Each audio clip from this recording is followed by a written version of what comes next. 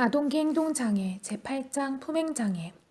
임상가들은 흔히 아동의 불복종과 공격적, 반사회적 행동에 대한 불평을 듣게 된다. 아동이 싸우거나 거짓말하거나 물건을 부수거나 혹은 지시를 따르지 않는 행동을 반복적으로 하면 부모나 교사, 그 밖의 다른 어른들, 그리고 또래들은 우려를 표현한다. 이런 유형의 문제를 나타내기 위해 다양한 용어들이 사용되는데, 문제를 행동으로 나타내는 파괴적, 외현화, 과소통제, 반항적, 반사회적, 품행장애, 비행 등의 용어로 표현된다. 이 용어들은 이런 행동이 다양한 방식으로 기술될 수 있다는 것을 보여주고 있다. 이 문제는 널리 알려져 있지만 이 문제를 더 잘 이해하고 정의하며 분류하기 위한 노력은 아직도 계속되고 있다. 이 장은 흔히 품행장애, 반항성 장애, 그리고 청소년 비행으로 불리는 행동을 보이는 아동과 청소년에 대하여 다루고자 한다. 1. 기술과 분류. 파괴적 행동은 발달의 여러 단계에서 흔히 나타나는 행동이다. 부모들은 자녀가 불복종이거나 반항적이라고 표현한다. 다양한 형태로 나타나는 공격성과 괴롭힘은 학령기 초기로부터 중학교 시기 전반을 통해 빈번하게 나타난다. 청소년들 중에는 위험한 행동을 하며 불법 약물을 사용하는 청소년도 있다. 이러한 문제가 빈번하게 일어나며 파괴적이라는 사실은 부모나 아동 및 청소년을 다루는 성인들에게 우려를 자아낸다. 이러한 행동이 극단적으로 지속될 때는 일반적인 경험의 범위를 넘어 장애와 어려움을 가져올 수도 있다. 따라서 이 문제는 그러한 행동을 하는 아동과 청소년의 가족에게만 심각한 문제인 것이 아니라 학교를 포함한 기관 그리고 나아가 사회 전체로 보아서도 심각한 문제라 할 수 있다. 어떤 사람의 경우에는 이러한 행동이 오랫동안 지속되는데, 이건 역시 이 문제의 중요성을 보여준다. 파괴적 행동 문제는 크게 두 가지로 구분된다. 한쪽에는 주의 집중, 곤란과 과잉 행동, 충동성의 문제가, 다른 한쪽에는 공격성, 반항적 행동, 그리고 보다 심각한 품행 문제가 포함된다. 전자에 포함되는 행동은 주의력 결핍, 과잉 행동 장애를 다루는 다음 장에서 자세하게 논의될 것이다. 이번 장에서는 후자에 속하는 반항적 품행 문제를 주로 다루고자 한다. 이 장에서 품행장애라는 용어는 심각한 수준의 공격적, 반사회적 행동을 나타내기 위해 사용되고 있으나, 품행장애를 고유명사로 사용할 때는 DSM-4에서 정의하고 있는 진단 범주를 의미한다. 다음에 제시되어 있는 덕의 사례는 지속적으로 공격적, 반사회적 행동을 보이는 아동과 청소년의 여러 특징을 보여주고 있다. 덕은 집에서 통제할 수 없는 행동을 보여 어머니가 치료를 위해 데리고 온 8세 소년이다. 문제는 덕의 공격적 행동, 특히 18개월 된 남동생에 대한 공격성이었다. 덕은 화가 나면 어린 동생의 목을 조르고 때리겠다고 위협을 하였다. 치료에 의뢰되기 직전 덕의 행동은 점점 더 통제할 수 없게 되었고, 그의 어머니는 더 이상 감당할 수 없다고 느끼게 되었다. 집에서의 공격성 외에도 덕은 3년 전부터 성냥을 가지고 놀며 불을 지르곤 하였다. 그동안 일어난 사건으로는 자기 집 부엌에서 폭죽에 불을 붙이고 이웃집의 쓰레기통에 불을 질렀으며, 자기 방에 불을 질러 소방서에서 불을 끌어왔던 적이 있었다. 덕은 지난 몇 년 동안 학교에서도 파괴적인 행동을 보였다. 그의 지능은 정상 범위에 속하였으나 학업 수행은 유급을 간신히 면할 정도였다. 덕은 또래에 대한 공격 행동과 수업 중의 방해 행동으로 인해 정서장애 아이들을 위한 특수학급에 배치되었다. 그럼에도 불구하고 덕의 행동은 통제되지 않았다. 학교에서는 치료를 하지 않으면 퇴학을 시키겠다고 하였다. 덕은 현재 어머니와 두 형제들과 함께 살고 있다. 그는 둘째 아이다. 생후 초기 몇 년간 덕의 가정에는 많은 혼란이 있었다. 덕의 아버지는 자주 과음하였으며 취한 상태에서 아내와 자녀들을 구타하곤 하였다. 덕의 부모는 몇 차례 별거를 하기도 하였으며, 덕의가 5세 되던 해에 결국 이혼을 하였다. 이혼 후 덕의 어머니와 아이들은 외할아버지 댁에서 살게 되었는데, 외할아버지도 과음을 하고 아이들을 구타하였다. 2년 전쯤에 덕의 어머니는 전 남편과의 사이에서 다시 아이를 가지게 되었다. 새로 태어난 아기로 인한 스트레스, 친정 아버지의 죽음, 그리고 계속되는 덕의 문제로 인해 어머니는 우울해졌고 술을 마시기 시작했다. 어머니는 직업이 없었지만 밖에서 많은 시간을 보냈다. 어머니는 아기에게 문제가 생기면 연락하라고 이웃에게 전화번호를 주곤 긴 시간 동안 아이들을 돌보지 않고 내버려 두었다. 1. 경험적으로 도출된 증후군. 공격적, 반항적, 파괴적, 반사회적 행동처럼 경험적으로 도출된 증후군은 다양한 연구를 통해 확인되었다. 이 증후군에는 외연화 장애, 과소통제 장애, 그리고 품행 장애와 같은 여러 가지 이름이 붙여진다. 이 증후군은 다양한 장면에서 다양한 측정 도구를 사용하여 다양한 보고자에 의해 확인되어 온 비교적 확실한 증후군이다. 이렇게 광범위한 외연화, 품행장애 증후군을 여러 하위 집단으로 구분하기 위한 노력이 있어왔다. 아첸바흐와 레스콜라는 광범위한 외연화 증후군을 두 가지 하위 증후군으로 구분하였다. 하나는 공격적 행동, 말다툼, 물건 부수기, 불복종, 싸움이며 다른 하나는 규칙 위반 행동, 규칙 위반, 거짓말, 도벽, 무단 결석이다. 두 증후군의 특징적 행동은 표 8-1에 제시되어 있다. 표 8-1 공격성 증후군과 규칙 위반 증후군의 행동, 공격적 행동, 말다툼, 허품, 자랑, 잔인, 괴롭힘, 관심 요구, 자기 물건 파괴, 남의 물건 파괴, 집에서 반항, 학교에서 반항, 싸움, 신체적 공격, 고함, 분노 발작, 쉽게 좌절, 고집, 심으룩, 기분 급변, 부르퉁함, 의심, 남을 놀림, 성질, 남을 위협, 시끄러움, 규칙 위반 행동, 음주, 가책 없음, 규칙 위반, 나쁜 친구, 거짓말, 속이기, 나이 많은 친구와 어울림, 가출, 방화, 성적 문제, 집에서 도벽, 욕, 성에 집착, 지각, 흡연, 무단 결석, 약물 사용, 기물 파괴. 이러한 구분의 타당성은 많은 연구 결과에 의해 지지를 받았다. 예를 들어 공격성 증후군이 규칙 위반 증후군보다 더 높은 유전성을 갖는다는 연구 결과가 있었다. 또한 두 증후군에는 발달적 차이가 있는 것으로 보인다. 스탱거, 아첸바흐와 베르헐츠는 종단 분석을 통해 모집단의 두 증후군 평균 점수가 4에서 10세 사이에 감소하는 것을 발견하였다.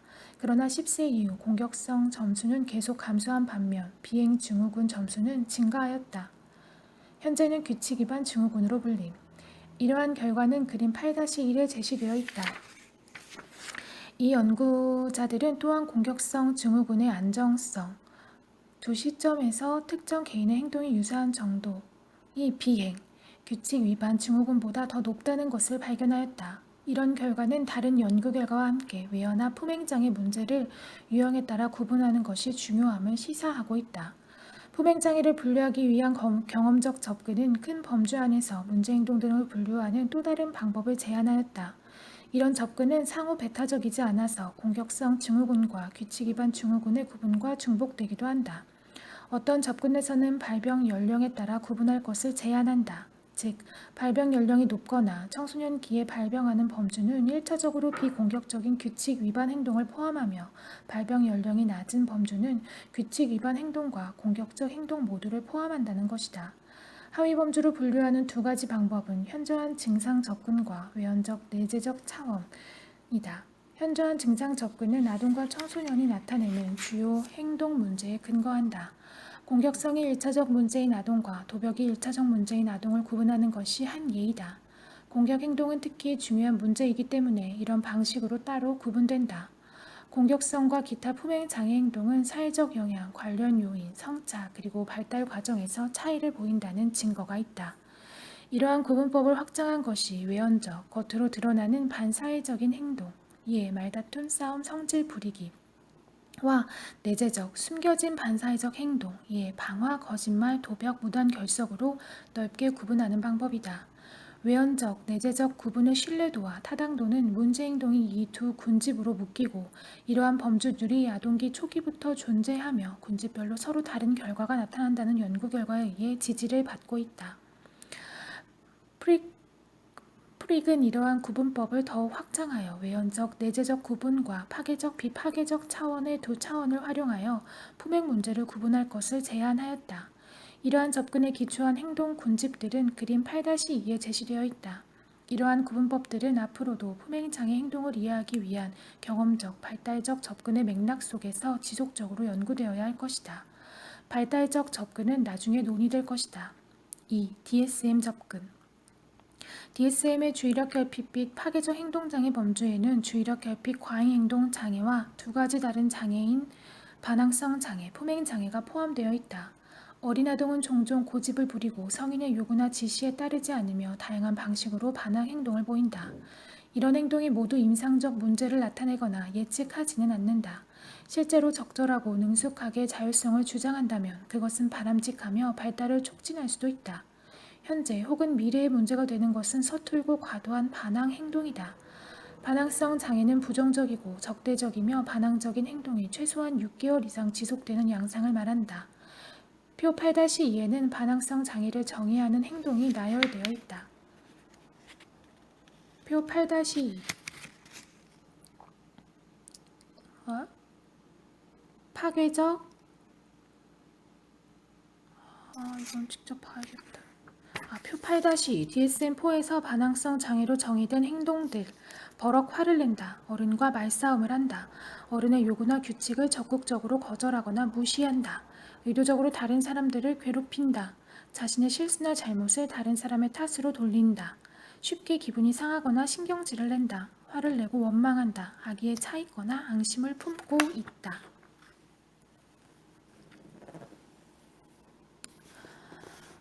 반항성 장애로 진단되기 위해서는 이런 행동 중에서 적어도 4가지 이상을 보여야 한다. 반항과 자기주장 행동이 적절한지 혹은 그렇지 않은지를 구분하기 위해서는 이런 행동이 또래 아동들이 전형적으로 나타내는 것보다 더 빈번하게 나타나야 한다.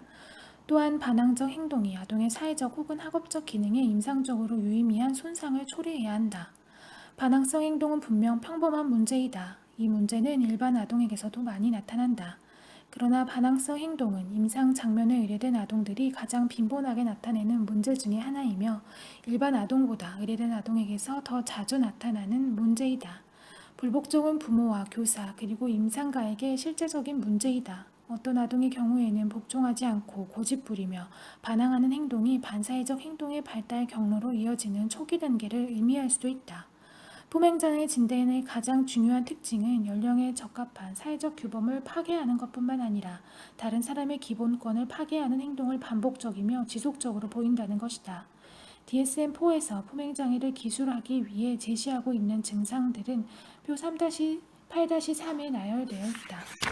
표 8-3 DSM-4에서 포맹장애를 진단하는 데 사용되는 행동들 사람과 동물에 대한 공격성 다른 사람을 괴롭히거나 위협하거나 협박한다. 신체적 싸움을 먼저 시작한다. 무기를 사용한 적이 있다. 사람들에게 신체적으로 잔혹하다. 피해자를 위협하며 훔친 적이 있다. 다른 사람에게 성적 행위를 강요한 적이 있다. 재산의 파괴, 심각한 손상을 입히기 위해 의도적으로 불을 지른 적이 있다. 다른 사람의 재산을 의도적으로 파괴한 적이 있다.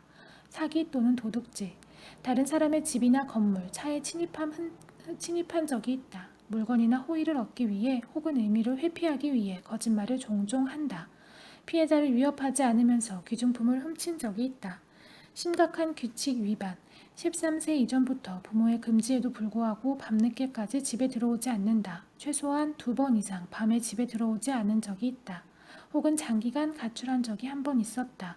13세 이전부터 종종 학교에 무단 결석을 한다. 포맹장애 진단을 받기 위해서는 지난 12개월 동안 이런 행동 중에서 최소한 3가지 이상을 보여야 한다. 이 중 한 가지는 지난 6개월 동안 나타나야 한다. 포맹장애의 2가지 하위 유형인 아동기 발병과 청소년기 발병은 한 가지 이상의 행동이 10세 이전에 시작되었는지 여부에 근거하여 구분한다. 3. 비행 반사회적 행동과 포맹장애 행동을 분류하기 위한 경험적 접근과 DSM 접근에 더하여 비행의 개념을 고려하는 것이 중요하다. 비행이란 용어는 심리학 용어라기보다는 법률 용어이다. 법률 용어로서 비행은 중대한 범죄나 지위 비행을 범한 청소년, 보통 18세 이하를 의미한다. 중대범죄란 청소년뿐만 아니라 성인에게서도 불법에 해당되는 행위, 도둑질, 폭력, 강간 혹은 살인이다. 지위 비행이란 청소년에게 불법인 행위, 예 무단결석, 부도덕한 사람들과의 교제, 통행 금지의 위반 혹은 상습성을 말한다. 비행 행동과 공식적 비행의 구분 역시 중요하다. 비행으로 기술되는 행동 중에서 어떤 것은 아주 일반적이기 때문에 이러한 구분이 중요하다. 청소년의 자기보고에 기초한 설문조사에 따르면 80에서 90%가 18세 이전에 비행 행동에 참가한다고 한다. 그러나 공식적 기록을 조사하면 비행 비율은 훨씬 낮아서 남자의 경우는 15에서 35%, 여자는 2에서 14%라고 한다. 비행 비율에 대한 추정치는 공식적 기록이 사용하는 정의의 엄정성에 따라 달라진다. 청소년의 행위를 공식적 비행으로 분류할지의 여부는 청소년의 행동에만 달려있는 것이 아니라 다른 사람의 행동에도 달려있다는 것을 의식할 필요가 있다.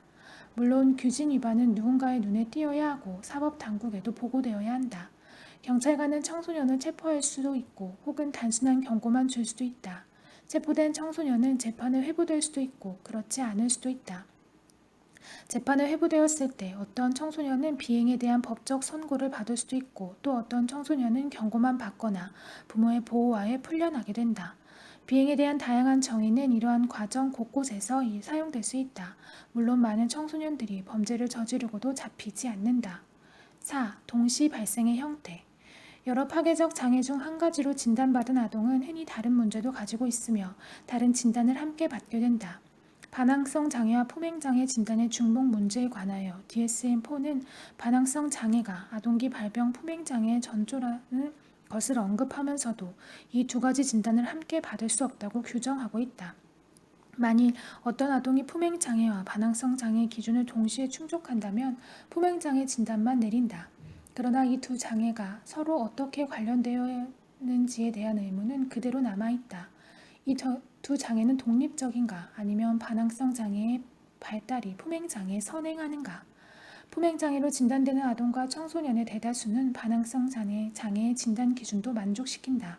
임상에 의뢰된 7에서 12세 남아의 발달 경향성에 대한 연구에서 품행장애를 만족시킨 아동의 96%가 반항성 장애의 진단 기준도 만족시키고 있었다.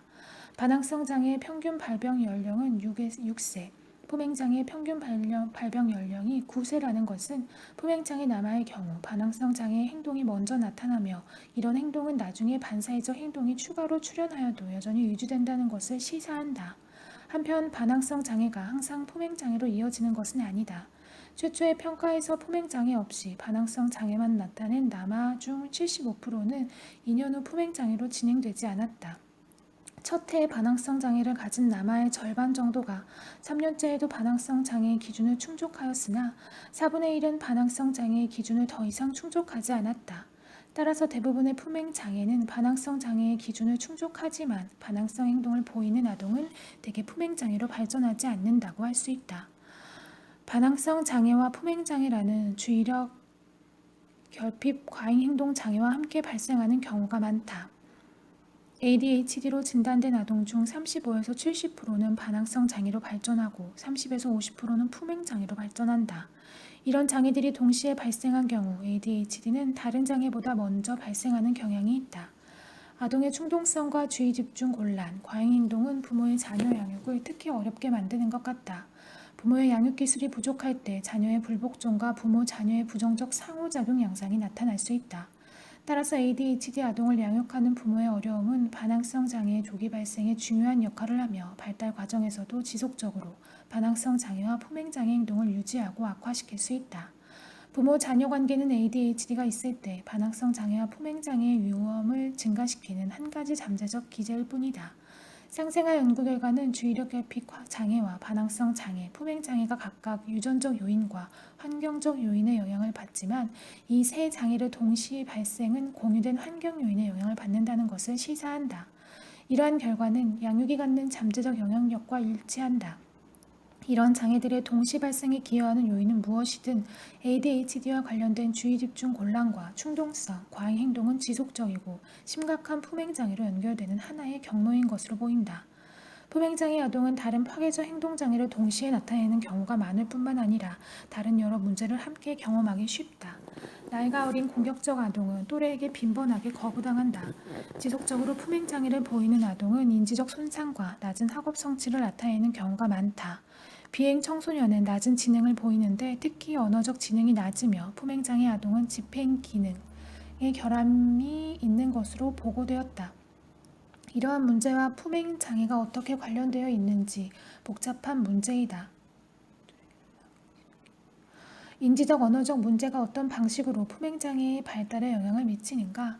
이런 문제와 품행 장애, 낮은 학업 수행 간에는 어떤 관계가 있는가? 이러한 문제가 어느 정도나 ADHD와 관련되는가? 즉, 품행 장애를 가진 아동 중에서 ADHD를 가진 집단만 이런 특징을 보이는가? 이런 문제는 아직도 해결되지 않은 채 남아있다. 품행장애를 가진 아동과 청소년 가운데 불안이나 우울 같은 내재화 장애도 생각보다 많이 나타나고 있다. 품행장애와 불안장애 동시 발생 비율은 19에서 55%까지 다양하다. 이러한 동시 발생은 남아의 경우 사춘기에서 청소년기로 가는 사이에 많이 발생하며 여의 경우에는 청소년기에서 성인기로 가는 사이에 많이 발생한다. 불안과 품행장애의 동시 발생에 따른 영향은 연령에 따라 다른데 나이가 많을수록 더 부정적 영향을 미치는 것으로 보인다.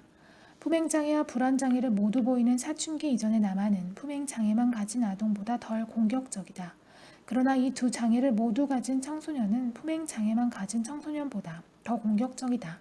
품행장애를 보이는 수줍은 위축된 아동은 품행 문제만 보이는 아동보다 더 좋지 않은 결과를 보인다. 캐럴 등은 행동억제와 사회적 위축의 개념을 구분하였다. 이 연구자들은 공격적 남아에로 작용하는 반면 위축된 남아는 여전히 위험에 노출되어 있음을 발견하였다. 불안, 위축의 보호적 측면은 사회접촉의 결여가 아니라 행동억제에서 나오는 것 같다.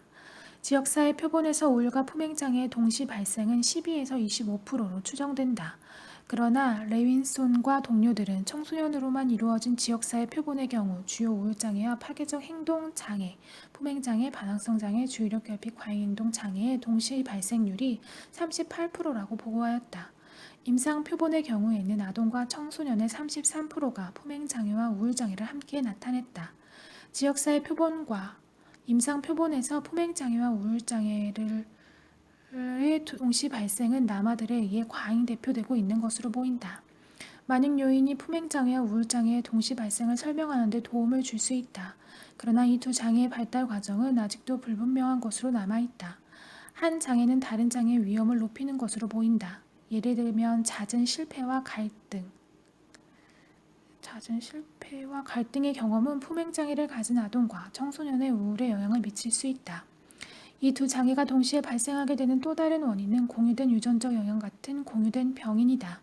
한 행동 유전 연구에서는 우울 증상과 반사회적 증상의 동시 발생 중 45%가 공통된 유전적 취약성에 기인하며 나머지는 공유되거나 공유되지 않은 환경의 영향으로 설명되는 것으로 나타났다. 생각상자, 방화. 이번 장에서 제시되고 있는 정보는 대부분 외연적으로 나타나는 품행 장애에 관한 것이다. 방화는 내재적 행동으로 표현될 수 있다. 청소년 방화는 미국에서 방화로 체포되는 사람의 대부분을 차지한다. 청소년 방화는 생명 손실, 상해, 외상 후 중상, 그리고 재산 손실 같은 심각한 손상을 초래한다. 또한 아동 자신과 가족, 그리고 지역사회에 심각한 어려움을 가져다 준다. 불장난은 방화 아동만이 아니라 정상 아동의 발달에서도 나타난다. 특히 학년정 아동 중에는 불장난을 하는 아동이 매우 많다. 우리는 어떤 요인들이 방화 문제의 시작 및 지속과 관련이 있을까라는 질문을 던질 수 있다. 콜코에 의하면 방화는 두 가지 범주의 영향과 관련된다. 첫 번째 범주는 불에 대한 비정상적 관심과 생각, 행동이다. 여기에는 성량을 갖고 노는 것, 불에 대해 매력을 느끼는 것, 불을 사용하는 능력이 적절하게 발달되어 있지 않은 것 등이 포함된다. 두 번째 범주에는 아동의 일탈 행동을 증가시키는 요인이 포함되는데 품행장애의 발달에 영향을 미치는 요인과 같은 종류이다.